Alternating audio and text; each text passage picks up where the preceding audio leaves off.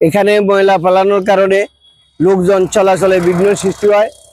এই ময়লার গন্ধে মানুষ ঠিকমতো যাতায়াত করতে পারে না। ময়লা দুর্গন্ধ বাতাসের সাথে মিশে মানুষের শ্বাসকষ্ট এবং বিভিন্ন রোগ জীবাণু ছড়াইতে পারে।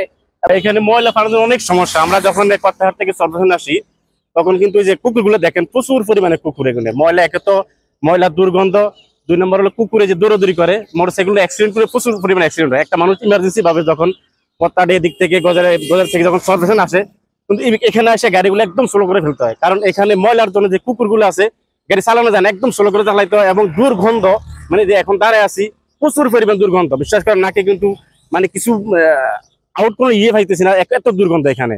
শুধু ময়লা ফেলানোর জন্য আমার কোনো সমস্যা ব্যক্তিগত না, সবার সমস্যা হয়। সাধারণ জনগণের, গাড়িওয়ালাদের যে ময়লার জন্য দুর্গন্ধ, আমাদের পরিবেশ নষ্ট হয়, সমাজ নষ্ট হয়। তারপরে মাঝে মধ্যে দেখি এখানে ধোঁয়া থাকে, গাড়ি চালাইতে অসুবিধা হয়।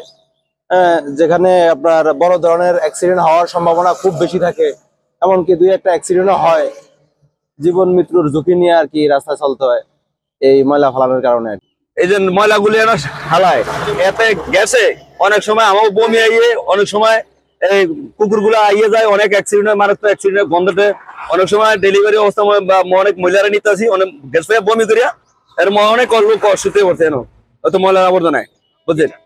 আমরা চাই যে একটা সুন্দর একটা পরিবেশ, বুঝলেন।